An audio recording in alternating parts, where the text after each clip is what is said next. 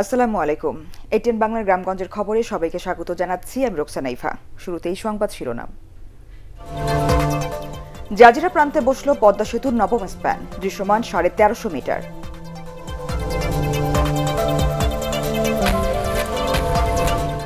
কুড়িগ্রামে ধরলা, তিস্তা ও ব্রহ্মপুত্রের ভাঙন প্রতিরোধে স্থায়ী সমাধানের উদ্যোগ পানি সম্পদ মন্ত্রণালয়ের। এবার বিস্তারিত। বসানো হলো পদ্মা সেতুর নবম স্প্যান। সকালে শরীয়তপুরের জাজিরা পয়েন্টে সেতুর 34 ও 35 নম্বর পিলার উপর বসানো হয় স্প্যানটি। এর ফলে পদ্মা সেতুর দৈর্ঘ্য 1350 মিটার দৃশ্যমান হলো। প্রকল্প কর্মকর্তারা জানিয়েছেন, মূল পদ্মা সেতুর 73% কাজ শেষ হয়েছে। শরীয়তপুর প্রতিনিধি রকুনুজ্জামান পারভেজের রিপোর্ট, জানাচ্ছেন রাজীব সাহা। ভাসমান ক্রেনের সাহায্যে মুন্সিগঞ্জের কুমারভোগ কনস্ট্রাকশন ইয়ার্ড থেকে বুধবার স্প্যানটি জাজিরা প্রান্তের নওডোবায় আনা হয়। বৃহস্পতিবার কয়েক ঘণ্টা চেষ্টার পর স্প্যান বসানোর কাজ সাময়িক বন্ধ রাখে সেতু বিভাগ। জানানো হয়, বুধবার রাতে ঝড় বৃষ্টিতে ক্রেনের যান্ত্রিক ত্রুটি দেখা দেয়। পাশাপাশি নদীতে পর্যাপ্ত গভীরতা না থাকায়ও সমস্যা হয় কিছুটা। মাটি মনে করো অল্প পানি, এই কারণে জিনিসটা এটা ডেজার্টটা লাগানোর পরে মাটিটা সরা যাওয়ার পরে আমাদের স্প্যানটার সামনে আসবে। যান্ত্রিক ত্রুটি মেরামত করে শুক্রবার ভোরে আবার কাজ শুরু করে সেতু বিভাগ ও ঠিকাদারি প্রতিষ্ঠানের প্রকৌশলীরা। এরপর অল্প সময়ের মধ্যেই সেতুর 34 ও 35 নম্বর পিলারের উপর স্থাপন করা হয় স্প্যানটি। খুলনা থেকে, বরিশাল থেকে, সাতক্ষীরা থেকে লোক মনে করেন আমাদের দেশে এলাকা ভরে দিতেছে না, বুঝছেন? বহুত উন্নয়ন হয়েছে, দেশে বহুত কাজ হয়েছে। ঢাকা আইতে 4 ঘন্টা 5 ঘন্টা লাগবে, আমরা 1 ঘন্টার ভিতর যাবো। জনমানুষের কাছে আমাদের সবার কাছে দৃশ্যমান হয়েছে। এখন আর আমাদের কোনো সন্দেহ সংশয় নেই। স্প্যানটি বসানোর ফলে জাজিরা প্রান্তে 1200 ও মাওয়া প্রান্তে 150 মিটার দৈর্ঘ্য মিলে সেতু দৃশ্যমান হল 1350 মিটার। সেতু প্রকল্পের কর্মকর্তারা জানিয়েছে, মূল পদ্মা সেতুর 73% কাজ শেষ হয়েছে। 42টি পিলারের মধ্যে 22টির পাইলিং পুরোপুরি সম্পন্ন হয়েছে। আগামী জুনের মধ্যে আরও 10টি পিলারের নির্মাণ কাজ শেষ হবে বলেও জানায় তারা। সব মিলিয়ে 2 মাসের মধ্যে 32টি পিলারের নির্মাণ কাজ শেষ হবে। Bureau report, ATN Bangla. কুড়িগ্রামের উপর দিয়ে বয়ে গেছে 16টি নদ নদী। শুষ্ক মৌসুমে এই নদ নদীগুলো প্রায় পানি শূন্য থাকলেও বন্যার সময় ধারণ করে রুদ্রমূর্তি, হয়ে ওঠে ভাঙন প্রবণ। তবে এবার ভাঙন ঠেকাতে কার্যকর উদ্যোগ নিয়েছে পানি সম্পদ মন্ত্রণালয়। কুড়িগ্রাম থেকে ইউসুফ আলমগীরের তথ্যচিত্রে দেখুন একটি ব্যুরো রিপোর্ট। কুড়িগ্রামের উপর দিয়ে বয়ে চলা ব্রহ্মপুত্র, ধরলা ও তিস্তা সহ বেশ কয়েকটি নদী আন্তঃদেশীয় নদী। বর্তমানে নদীগুলো শুষ্ক অবস্থায় আছে, পানি গিয়ে ঠেকেছে একেবারে তলানিতে। তবে বেশিরভাগ নদী ভরাট হওয়ায় অল্প বন্যায়ও বিস্তীর্ণ এলাকা প্লাবিত হয়, চলে ক্রমাগত ভাঙন। গত কয়েক বছর অব্যাহত ভাঙনের শিকার হয়েছে কুড়িগ্রামের রৌমারী ও রাজীবপুর উপজেলা। নদী গর্ভে গেছে সরকারি বেসরকারি অসংখ্য স্থাপনা। হাজার হাজার একর জমি এবং হাজার হাজার বাড়িঘর, বলা যাবে হাজারের অধিক বাড়িঘর নদী গর্ভে বিলীন হয়ে গেছে গত কয়েক বছরে। প্ল্যান ওয়াইজ একটি সমাধান চাই। বর্ষার আগে প্রয়োজনীয় পদক্ষেপ না নিলে পরিস্থিতি ভয়াবহ রূপ নেবে বলে আশঙ্কা ব্যক্ত করেছেন স্থানীয় সংসদ সদস্য এবং প্রাথমিক ও গণশিক্ষা প্রতিমন্ত্রী জাকির হোসেন। আমরা এইটারে রক্ষা করতে চাই, কিন্তু আমার এই প্রজেক্টের আশা থেকে আমি এই যে আর 2 মাস পরে বন্যা চলে আসবে, কারণ আবার ভাঙন শুরু হবে, দেখা যাবে যে রৌমারী পর্যন্ত ভাঙন চলে আসছে। তবে এবার ধরলা, তিস্তা ও ব্রহ্মপুত্রের ভাঙন প্রতিরোধে স্থায়ী সমাধানের উদ্যোগ নিয়েছে পানি সম্পদ মন্ত্রণালয়। বুধবার পানি সম্পদ প্রতিমন্ত্রী অবসরপ্রাপ্ত কর্নেল জাহিদ ফারুকের নেতৃত্বে মন্ত্রণালয় ও পানি উন্নয়ন বোর্ডের ঊর্ধ্বতন কর্মকর্তারা ভাঙন কবলিত এলাকা পরিদর্শন করেন। স্থানীয় মানুষের সাথে কথা বলেন তারা। নদীটা যেখানে এখন 15 থেকে 16 কিলোমিটার, আমরা চেষ্টা করব সেটাকে 7 থেকে 8 কিলোমিটার নিয়ে আসতে।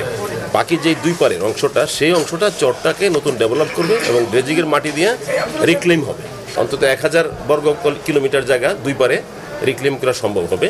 আমরা যখন নদী শাসন করবো, আমরা যখন ড্রেজিং করলে পরে এই মাটিগুলোকে আমরা নদীর পাড়ে দেওয়ার পরে সেই যে পাড়গুলো নিচু জমি আছে সেটাকে আমরা কৃষি জমির জন্য আমরা যাতে করে ব্যবহার করতে পারি, সেই ধরনের প্রকল্প আমরা নিয়ে সেইটার উপরেই তারা সমীক্ষা করছে। নদী ভাঙন প্রতিরোধে সরকারি উদ্যোগের কার্যকর বাস্তবায়ন দেখতে চান কুড়িগ্রামের মানুষ। Bureau report, ATN Bangla. জাতীয় নির্বাচনে বিএনপি মনোনয়ন বাণিজ্য করা এবং দলের মধ্যে কেউ কাউকে বিশ্বাস না করায় দলটি আজ বিলীন হয়ে যাচ্ছে বলে মন্তব্য করেছেন আওয়ামী লীগের উপদেষ্টা পরিষদের সদস্য তোফায়েল আহমেদ। ভোলা সদর উপজেলা আওয়ামী লীগের তৃণমূল নেতাকর্মীদের সাথে মতবিনিময় সভায় তিনি মন্তব্য করেন। জেলা আওয়ামী লীগের সাধারণ সম্পাদক আব্দুল মমিন টুলু ও সদর উপজেলা আওয়ামী লীগের সাধারণ সম্পাদক নজরুল ইসলাম গোলদার সহ অন্যান্য নেতারা সভায় বক্তব্য রাখেন। দলের ভারপ্রাপ্ত প্রধান করে মানুষ এত বোকা, এবং তিনি আবার লন্ডনে বসে আবার স্কাইপে তিনি ইন্টারভিউ নেন, যাকে নমিনেশন দিবে সেটা নমিনেশন কেনা বেচা করে 2008 সালে পেয়েছিল 28টা সিট, আর এইবার পেয়েছে 6টা। আগামীতে আমার মনে হয় তাদেরকে খুঁজে পাওয়া কঠিন হবে। লালমনিরহাটের বুড়িমারি ও মোগলহাট হয়ে বাংলাদেশ ভারত রেল যোগাযোগ পুনরায় চালু হবে বলে জানিয়েছেন রেলমন্ত্রী নুরুল ইসলাম সুজন। বুড়িমারি স্থলবন্দর পরিদর্শনকালে তিনি একথা জানান। চলতি বছরে বুড়িমারি ঢাকা রুটে করিডোর এক্সপ্রেস নামে নতুন একটি ট্রেন চালু করা হবে বলেও জানালেন রেলমন্ত্রী। সংসদ সদস্য মোতার হোসেন ও রেলওয়ের পশ্চিমাঞ্চলীয় জিএম খন্দকার শহীদুল ইসলাম এ সময় উপস্থিত ছিলেন। বাংলাদেশ সহ আমাদের এই অঞ্চলে যে রেল ব্যবস্থা যেটা ছিল, যে যোগাযোগটা, সেটা 65 সালে ভারত এবং পাকিস্তানের যুদ্ধের পরে এই যোগাযোগ ব্যবস্থাগুলো আপনার বন্ধ হয়ে যায়। আমরা সরকারের পক্ষ থেকে আমরা সিদ্ধান্ত গ্রহণ করেছি যে আমাদের ভারতের সঙ্গে যে সমস্ত পয়েন্টে আমাদের রেল যোগাযোগ ছিল সেগুলো আমরা আবার রেস্টোর করব। চিকিৎসা বিজ্ঞানের সাফল্যের পাশাপাশি নতুন নতুন রোগ মানুষের জীবনকে হুমকির মুখে ফেলে দিচ্ছে বলে মন্তব্য করেছেন প্রধান বিচারপতি সৈয়দ আহমেদ হোসেন। দুপুরে মানিকগঞ্জে শাহেরা হাসান মেমোরিয়াল ট্রাস্ট হাসপাতালের 20 বছর পূর্তি উপলক্ষে আয়োজিত অনুষ্ঠানে তিনি মন্তব্য করেন। বিচারপতি এম ইনায়েতুর রহিম, বিচারপতি কুদ্দুস জামান, সুপ্রিম কোর্টের রেজিস্ট্রার জাকির হোসেন ও দুর্নীতি দমন কমিশনের আইন বিভাগের মহাপরিচালক মইদুল ইসলাম এতে উপস্থিত ছিলেন। অনুষ্ঠানে চিকিৎসা ক্ষেত্রে বিশেষ অবদানের জন্য হৃদরোগ বিশেষজ্ঞ জাতীয় অধ্যাপক অবসরপ্রাপ্ত ব্রিগেডিয়ার ডাক্তার আব্দুল মালিক ও কিডনি রোগ বিশেষজ্ঞ অধ্যাপক ডাক্তার হারুনুর রশিদকে আজীবন সম্মাননা দেওয়া হয়। ঠাকুরগাঁও সদর উপজেলা পরিষদ নির্বাচনে আওয়ামী লীগ প্রার্থীরা বিজয়ী হওয়ায় আনন্দ র্যালি করেছে জেলা যুবলীগ। র্যালিটি জেলা আওয়ামী লীগ কার্যালয় থেকে বের হয়ে শহরের বিভিন্ন সড়ক প্রদক্ষিণ করে। জেলা আওয়ামী লীগ ও এর সহযোগী সংগঠনের নেতাকর্মীরা র্যালিতে অংশ নেন। পরে আলোচনা সভায় নবনির্বাচিত উপজেলা চেয়ারম্যান অরুণাংশু দত্ত টিটো ও জেলা যুবলীগের সভাপতি আব্দুল মজিদ আপেল বক্তব্য রাখেন। সিরাজগঞ্জের যমুনা নদীতে জাটকা নিধন বন্ধে অভিযান চালিয়েছে জেলা প্রশাসন। কোনো জাল ফেলবো না, জাটকা ইলিশ ধরবো না এই স্লোগানে মৎস্য বিভাগের উদ্যোগে অভিযানে নেতৃত্ব দেন জেলা প্রশাসক কামরুন নাহার সিদ্দিকা। অতিরিক্ত জেলা ম্যাজিস্ট্রেট তোফাজ্জল হোসেন ও জেলা মৎস্য কর্মকর্তা খন্দকার মাহবুবুল হক সহ অন্যান্যরা অভিযানে অংশ নেন। এ সময় নিষিদ্ধ ঘোষিত 15,000 মিটার কারেন্ট জাল উদ্ধার করা হয়। পরে তা পুড়িয়ে ধ্বংস করে প্রশাসন। নানা আয়োজনে দেশের বিভিন্ন স্থানে পালিত হল বিশ্ব পানি দিবস। ঝালকাঠিতে উপলক্ষে মানববন্ধন করেছে টিআইবি সচেতন নাগরিক কমিটি সনাক। সনাকের সহসভাপতি হেমায়তুদ্দিন হিমু, ঝালকাঠি প্রেস ক্লাব সভাপতি কাজী খলিলুর রহমান, সহসভাপতি শ্যামল চন্দ্র সরকার ও টেলিভিশন সাংবাদিক সমিতির সাধারণ সম্পাদক দুলাল সাহা এ সময় বক্তব্য রাখেন। শিক্ষার্থী সহ বিভিন্ন শ্রেণী পেশার মানুষ মানববন্ধনে অংশ নেন।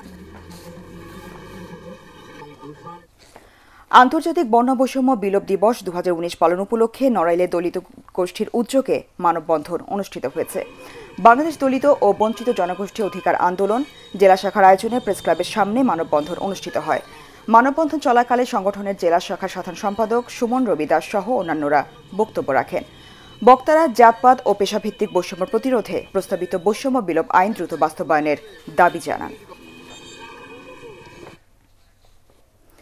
বিয়ে বন্ধনে আবদ্ধ হলেন জাতীয় ক্রিকেট দলের কাটার মাস্টার মুস্তাফিজুর রহমান। মায়ের ইচ্ছায় মামাতো বোন সামিয়া পারভিনের সাথে ঘর বাঁধলেন তিনি। দেবহাটার হাদিপুর গ্রামের রওনাকুল ইসলাম বাবুর তৃতীয় মেয়ে সামিয়া ঢাকা বিশ্ববিদ্যালয়ের মনোবিজ্ঞানের প্রথম বর্ষের ছাত্রী। তারকা হওয়ার আগে থেকেই সামিয়ার সাথে সম্পর্ক গড়ে ওঠে 23 বছর বয়সী এই ক্রিকেটারের। ঘরোয়াভাবে বিয়ের আয়োজনটা হলেও বিশ্বকাপের পর বড় আয়োজনের মধ্য দিয়ে অনুষ্ঠান করার কথা জানিয়েছে তার পরিবার। সাভার গলফ ক্লাবে শুরু হয়েছে ষষ্ঠ ওয়ালটন স্বাধীনতা দিবস গলফ টুর্নামেন্ট। সকালে গলফ ক্লাব মাঠে টুর্নামেন্ট উদ্বোধন করেন সেনাবাহিনীর Savar station commander brigadier general Mushiur Rahman. অনুষ্ঠানে ওয়ালটন গ্রুপের head of department sports and welfare FM Iqbal Bin Anwar সহ সামরিক বেসামরিক কর্মকর্তারা উপস্থিত ছিলেন। টুর্নামেন্টের মিডিয়া পার্টনার ATN বাংলা।